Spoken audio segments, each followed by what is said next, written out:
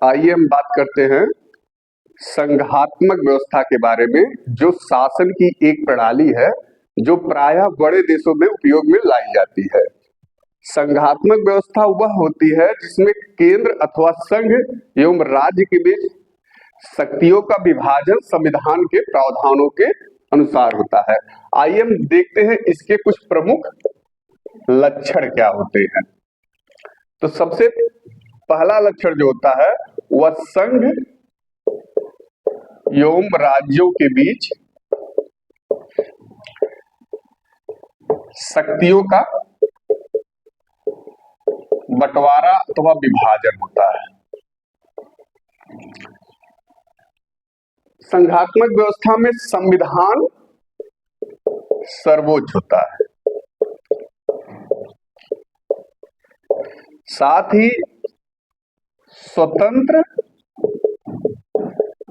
एवं निष्पक्ष न्यायपालिका होती है। यानी अगर केंद्र एवं राज्यों के बीच किसी भी प्रकार के विवाद होता है तो उसका निपटारा सर्वोच्च न्यायालय करती है। साथ ही जो इकाइयां होती हैं यानी राज्य जो होते हैं वो अपने क्षेत्रों में स्वायत्त होते हैं। राज्यों की स्वायत्तता होती है। किन्हीं किन्हीं देशों में दोहरी नागरिकता का प्रावधान होता है। साथ ही जो राज्य होते हैं उनका संसद में प्रतिनिधित्व होता है। जैसे भारत में राज्यसभा में इकाइयों का प्रतिनिधित्व है और संयुक्त राज्य अमेरिका यानी जो सीनेट है जो राज्यों का प्रतिनिधित्व करता है उसका जो है संसद में प्रतिनिधित्व होता है। यानी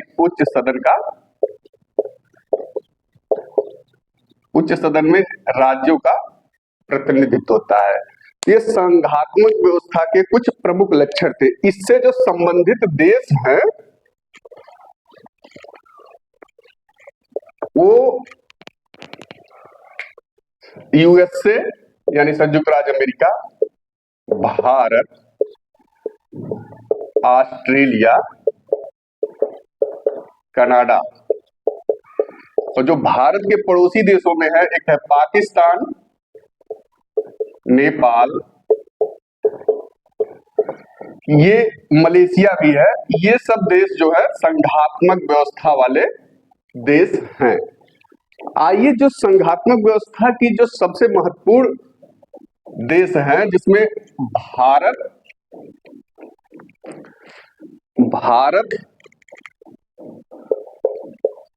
एवं संयुक्त राज्य अमेरिका इसकी हम तुलना करते हैं कि आखिर भारत की संघीय व्यवस्था और अमेरिका की संघीय व्यवस्था में मुख्य अंतर क्या है। जो भारत की संघीय व्यवस्था है यह किसी समझौते का परिणाम नहीं है, किसी समझौते का परिणाम नहीं है, जबकि अमेरिका की संघीय व्यवस्था राज्यों के आपसी समझौते का परिणाम है। राज्यों के आपसी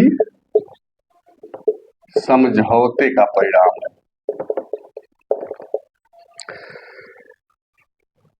भारत में क्षेत्रीय संप्रभुता नहीं है। भारतीय संघीय व्यवस्था में क्षेत्रीय संप्रभुता नहीं है, जबकि अमेरिका क्षेत्रीय संपन्न है, क्षेत्रीय संपन्न वाला देश है। भारत में एकल संविधान पाया जाता है, यानी केंद्र एवं राज्यों के लिए एक ही संविधान है, जबकि अमेरिका में राज्यों का अलग अलग संविधान है, अलग अलग संविधान है। साथ ही और जो महत्वपूर्ण विशेषता है उसमें इकहरी नागरिकता। भारत में केंद्र एवं राज्य दोनों की अलग अलग नागरिकता ना होके एकल नागरिकता का प्रावधान है, यानी कि प्रत्येक प्रत्येक नागरिक भारत का नागरिक समझा जाएगा, वह किसी राज्य का नहीं।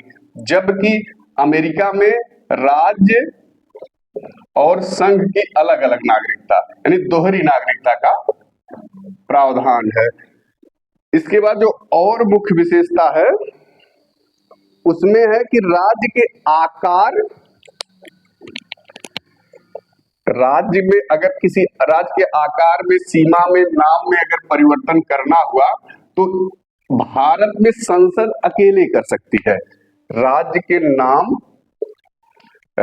नाम, सीमा या किसी भी चीज में परिवर्तन करना हो तो संसद अकेले कर लेगी, जिसका वर्णन संविधान के अनुच्छेद 2 और 3 में किया गया है।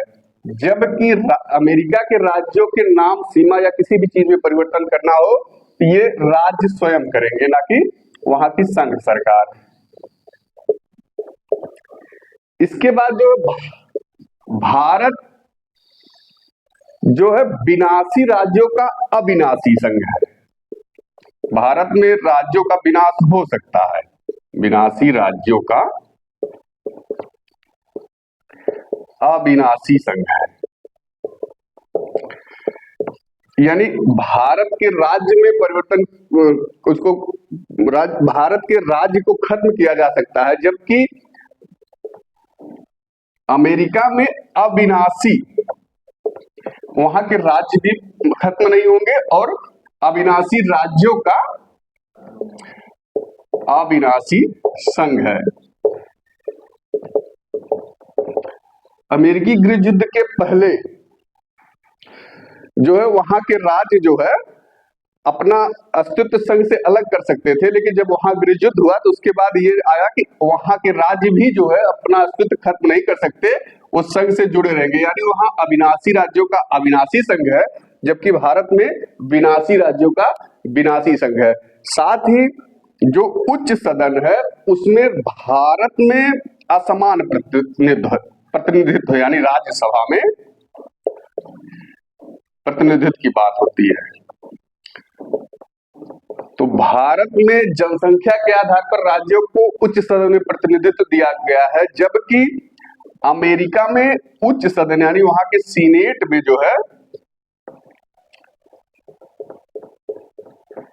समान प्रतिनिधित्व पाया जाता है। यानी वहां 50 राज्य हैं तो सीनेट की सदस्य संख्या 100 है। तो ये मुख्य अंतर थे भारत की संघीय व्यवस्था और अमेरिका की संघीय व्यवस्था में।